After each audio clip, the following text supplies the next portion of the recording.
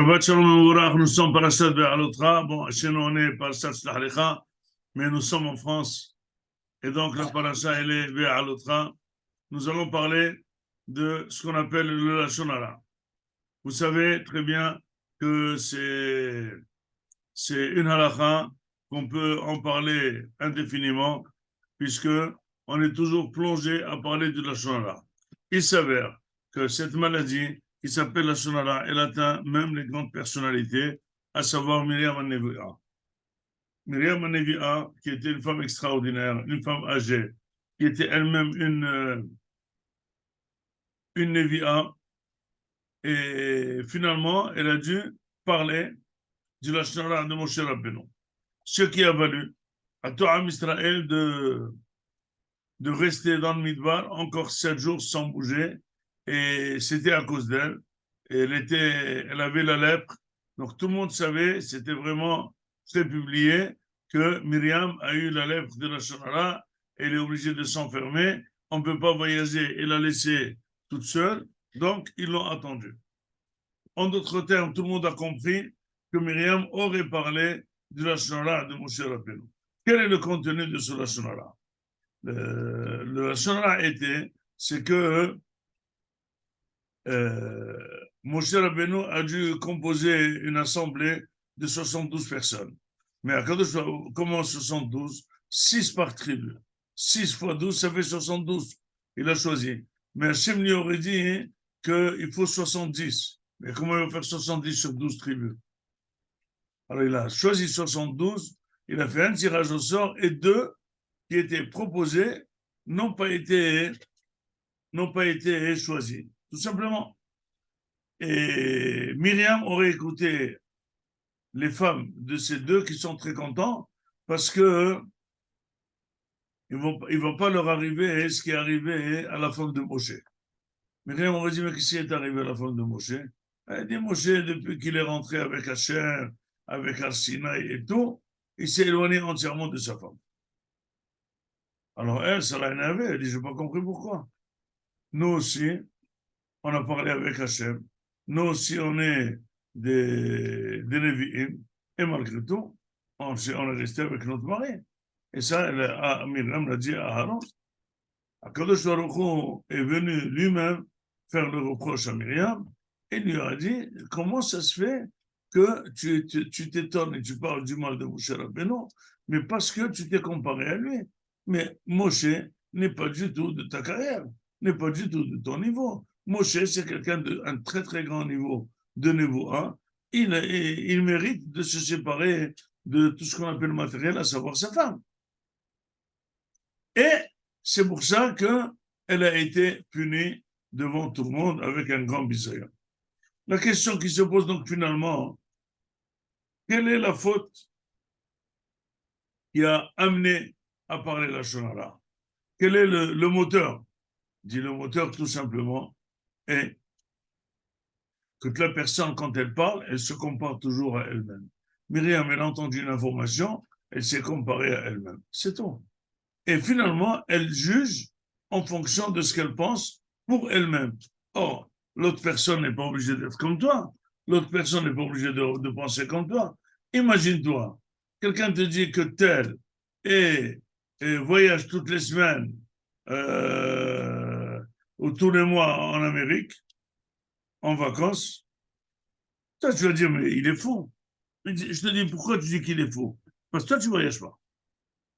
Et toi, tu penses qu'il ne faut pas voyager. Donc, tu penses que c'est stupide. Donc, pourquoi il le fait? Mais imagine-toi qu'il a une affaire. Imagine-toi qu'il a son père qui est malade. Imagine-toi 1001 choses. Pourquoi tu l'as taxé déjà de faux? Pourquoi? Pourquoi? Quelqu'un t'a demandé, dis-moi, où est-ce qu'on peut acheter, s'il vous plaît? Est-ce que tu connais des magasins d'habillement, mais de classe, où on peut acheter un costume à 3 000 euros? Et 3 000 euros? Il y a des costumes à 200, 300. Je connais un magasin de 1 000 euros. Mais de 3 000 euros, je trouve que c'est exagéré. Non, je ne connais pas. Dès qu'il te quitte, tu dis, mais il est malade celui-là. Tu vois, à tous ceux qui ont dit, c'est quelle est la meilleure? Dis quoi? Et quelqu'un m'a demandé, on achète un costume à 3 000 euros. Mais je vais devenir fou. Mais je vais devenir fou, mais il est malade. Mais il y a des gens, je te promets, qui sont timbrés. 3 000 euros pour un costume, 5 000 euros pour un costume. Non, mais ça va. Je dis, mais pourquoi tu t'étonnes? Parce que toi, tu achètes des costumes à 100 euros. Donc, je pense que 500 euros, c'est déjà énorme. 5 000 euros, c'est de la folie. Mais imagine-toi que c'est quelqu'un qui est très riche. Et c'est honteux d'acheter moins que 5 000 euros. Et il a de l'argent. Pourquoi tu veux devoir qu'il se permette? Pourquoi tu le taxes de faux? Quelqu'un qui a une petite voiture, il dit BMW, une grande voiture, une Mercedes, c'est de la bêtise. Il n'y a pas mieux que les petites voitures, on stationne facilement, etc. Ça roule, tu te faufiles. Il dit, ça disent les gens qui n'ont pas de voiture. Mais les gens qui veulent une belle voiture, il n'y a pas mieux qu'une belle voiture. Celui qui n'a pas de voiture, il dit, il n'y a pas mieux que le métro. Donc, tu as raison. Alors il dit à l'autre, mais tu es fou de prendre une voiture. Mais pourquoi tu me taxes de fou parce que je prends une voiture? Parce que toi, tu n'as pas une voiture. Donc finalement, quel est le moteur de tout le relationnel? C'est juger quelqu'un en fonction de tes possibilités, tes conceptions, ta vision. Ça, c'est du relationnel.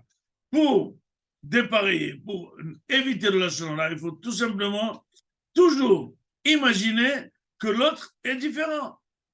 Et c'est normal que ce qui fait l'autre, c'est extra. C'est pour ça qu'il dit David Amelech, Mi ha'ish, et Havetz Haïm, Ohev Yamim. C'est celui qui veut vivre, celui qui aime les jours, il aime ce monde, il veut rester jusqu'à 150 ans ici. Il dit Lire Auto, achète-toi des lunettes multifocales pour voir tout, proche, loin, lecture, dehors, à l'horizon, tout. Tout est possible, tout est bon. Toi, tout ce que tu vois doit être bien. Tu vois les autres, chez les autres, tout est très bien. Avec ça, jamais ne t'étonne. Tu vois quelqu'un, il dit celui-là, il vient toujours en retard à la choule. Tu sais pas, tu as un enfant malade à la maison. Il vient en retard, et justement, Baruch Hashem qui vient en retard, il ne devrait même pas venir du tout. Pourquoi tu taxes les personnes en fonction de ce que tu vois? Myriam Maneva s'est trompée de ça. Elle a dit, puisque moi j'ai parlé à Hachem, Moshe a parlé à Hachem, pourquoi il s'est séparé de sa femme? Hachem lui dit, Lochen, c'est pas comme ça. Moshe est différent. Donc c'est ça la bataille, notre force. Il faut savoir que la Torah dit que celui qui parle à Shonara, il tue 3 personnes. Il tue celui qui parle, il tue sur qui ça a été parlé et celui qui l'entend. Il dit pourquoi? Il dit parce que celui qui a parlé, on va vérifier son compte dans le ciel et on peut éventuellement, même s'il avait des comptes endormis de faute, on va le punir tout de suite. Et deuxièmement, toute faute qu'il aurait fait, il a taxé l'autre. C'est une faute, il ne s'est même pas vu à lui, il va être puni. L'autre de qui il a parlé, la même chose, on va ouvrir son dossier dans le ciel. On va dire, voilà, on parle du mal de lui, on va voir ce qu'il vaut. Il y avait des dossiers endormis avec Middat de Erech Apaïm. Quand Kadosh fait Erech Apaïm, il provoque le démon. Et celui qui écoute la même chose. Donc si tu aimes quelqu'un, ne parle pas de lui. Ni du bien, ni de mal. Tu imagines toujours les bonnes raisons et tu seras toujours étonné d'apprendre que finalement cette raison qui était très lointaine de penser, c'est ça la bonne. Et il n'est pas venu voir sa mère, ça fait 1 mois. Mais il était malade, il ne voulait même pas voir ses frères parce qu'il ne voulait pas qu'il le voie malade, voir que sa mère prenne mal qu'il était malade.